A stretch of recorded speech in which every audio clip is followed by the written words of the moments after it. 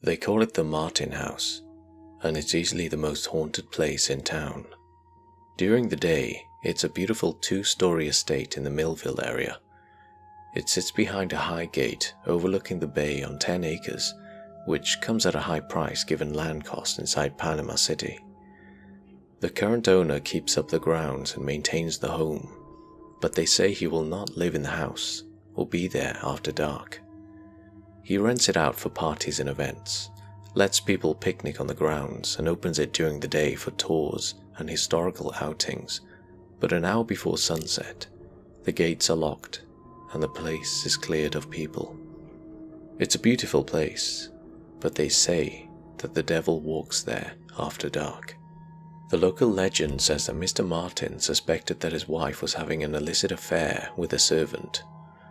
They say that in a fit of jealousy, he made her watch as he hung him, later hanging his wife, his kids, and himself from the same large tree in their front yard. They say you can hear voices, screams, and all kinds of odd noises there after dark. They say that people have seen figures in the windows and on the grounds near sunset with black eyes and pale faces. They say that you can see lights come on and off in the house after dark, and it is best avoided once the sun goes down. I don't believe in Billy Bowlegs, I don't believe in Kissing Mary, and I don't believe in the hitchhikers they say can be picked up by West Bay Bridge. The Martin House, however, is something I do believe in, because when I was young I experienced it firsthand. My mother had worked at the same hospital for years, and that hospital had chosen to do their employee appreciation picnic on the grounds of the Martin House. I have to believe they were aware of the dark history of the place, but, as I said, nothing had ever happened during the day, so they weren't worried. The yard was huge, and the human resource department set up games and tents and all kinds of things to entertain the kids while their parents socialized. I fell in with a couple of the kids that I knew, and we played some games and explored the booths, but ultimately got a little bored with the scheduled event. These were kids that I didn't know well, but we all knew each other in that way that you know someone after spending years upon years going to these sorts of scheduled events with them. One of them was the son of my mother's friend. Another one was a kid I actually went to school with, but didn't really pal around with outside of things like this. Another one was just a kid who would wander up and fall back with us when we were all together. There were about 7 of us that day, and I can't remember who suggested that we should play hide and seek. It was unanimously agreed upon, but after playing out on the lawn for a few rounds, it became a little boring. When someone suggested that we could play in the house, that sounded like a much better idea. So we went inside, but quickly discovered the problem was playing indoors. The house was kind of a museum, and adults don't usually like it when kids are running around things that could get broken. We tried for a couple of rounds, but after being yelled at by a lady in a dress, we thought we might have to go back outside. That was when we saw the kid on the stairs. He looked like he thought we might wake up a parent that would be angry. Someone suggested that maybe we could go play upstairs, and we all thought that might be a good idea. The upstairs was usually blocked off, but if that kid was up there, then the door must be unlocked. None of us ever went upstairs, it was locked, but we found the door was open, so we all went up. The upstairs was about the same size as the downstairs, but we saw a ladder going up into the attic, and thought that would make the best place for hide and seek. It would be dark out there, probably with stuff to hide behind, and it would be spooky. What we found was a pretty big attic with boxes and furniture covered in sheets. It was dusty and cobwebby, and reminded me of the opening of one of my favorite shows, Are You Afraid of the Dark? We decided who was going to be it, and then we all went to hide. It was dusty in the attic, and a few of us got found right away when we started sneezing. I expected that we might see the kid that we'd seen earlier, but there was never any sign of him. I didn't think much about it. Kids rarely question things that don't come from adults, and as we played, the volume of our game became louder and louder. We began to scream with joy every time someone was found, and some of them had taken to scaring each other instead of just playing hide and seek. I'm sure that some of the people from downstairs could hear us, but given that we were 2 floors up, they might have mistaken it for just regular noise.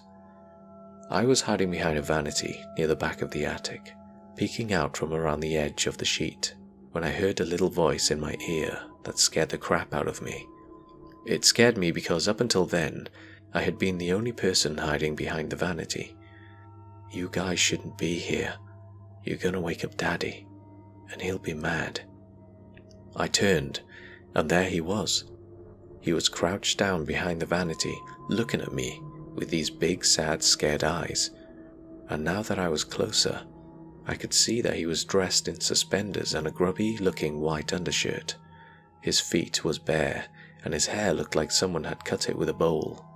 I asked him who he was, but he shook his head and put a finger to his lips as he made a shh sound. "You're gonna wake Daddy up, and he's gonna be mad." I started to ask him who he was talking about, when all of a sudden we heard footsteps coming up the ladder. Someone was yelling, but it wasn't regular yelling. Usually when my dad yelled, there were swear words in it or some kind of direction. This yelling was just incoherent babbling, like an angry beehive or the car when it needs an oil change. It was angry and it was loud, but there really wasn't any substance to it. The game quietened down as we all became the hiders. We knew that we shouldn't be here. We all knew that if we were found, we'd be in trouble. So we all took to hiding as someone came very angrily up the ladder to the attic. I could see the others as they hunkered around the other covered pieces of furniture and storage boxes. They all looked scared, but they also looked excited. This was a different level to the game. This was something a little scarier. We all knew that this was the real game, and we had to win, or we might never be allowed to come to one of these again. Through the square hole came a large something. It was man-shaped, but maybe not a person. It had arms and legs. I could see a head, but the rest of it seemed just shadows. It was like something standing in total darkness, and I think even then I suspected this was no museum curator coming after noisy children. The hairs on the back of my neck began to stand up, and as the thing started looking for us, I turned and found the little boy was gone. The other kids seemed to have felt it too, and as the thing moved towards the left side of the attic, we all started shuffling to the right. It knocked over a box and kept yelling in that strange, barely coherent way. It did not seem unfamiliar with the attic, and I wondered if it was us that it was looking for, or if it was the little boy who had been a stranger to me. Either way, we made our way back to the ladder and started quietly going down to the 2nd floor. We were almost all the way down when the thing turned and looked at the 2 or 3 of us that were left. He didn't have eyes, at least none that I could see, but I felt very seen by it, and the last of us went down in a herky-jerky pile of bodies. We ran back to the staircase, and that's when someone else found us. We burst through the door that led out into the stairwell and almost knocked over a lady with a tour guide name badge. She blinked at us and did not seem at all happy to see 7 or 8 kids coming out of a restricted area. She asked what we thought we were doing in there, and we told her we thought it was open. She said no, the door was always locked, and told us we better get out of there before we got in trouble. When she asked how many of us there were, that's when we seemed to disagree. Some of us said there were 7, but a few of us insisted there were 8. No, there were only 7 of us. Remember, that's why we didn't play capture the flag. Yeah, but then that other kid joined us, so we had 8. What other kid? There's only ever been 7 of us. The kid in the suspenders, he was playing in the attic with us. At that point, the lady was completely frazzled. She collected up all of us and brought us downstairs to have a talk with our parents. In the meantime, she had a few other people search the 2nd floor and the attic for the missing kid. Most of our parents were not terribly pleased about being dragged away from the festivities because their kids couldn't behave, and we got an earful of it as we stood in the foyer of the Martin house. Some of us, me included, were more worried about the missing kid and getting in trouble. I can't speak for everyone, but I had seen how scared he was. I don't know who he was afraid of, but I was afraid that whatever that thing up there was, it had got him. As my dad let me have it for acting out, my eyes started to wander. I was looking at the pictures on the wall, the ones showing the Martin house through the years, before they finally settled on a very familiar face. The kid looked less scared and more confused, but it was definitely him standing on the front lawn with 2 other kids and his parents. The house behind him looked a little different, but it was definitely the one we were standing in right now. "That's him," I said, interrupting my dad in the middle of his lecture. "Who's him?" my dad asked, not appreciating being interrupted. "That's the kid, the one I saw in the attic." The lady who had found us looked over at the picture before shaking her head and telling me not to tell lies. "No, really, that's him. He was hiding with us and told me that we were going to wake his daddy up. He looked really scared." My parents didn't believe me, but I've seen that picture since, and I know now that that little boy is one of the Martin's brood. He was one of the kids who allegedly hung from the tree in the front yard, and I would have bet you anything that what I had seen was his spirit. The big shadowy thing didn't look at all like Mr. Martin, but that doesn't necessarily mean anything. The kid didn't have black eyes like all the stories either, but maybe that's something that comes a little later.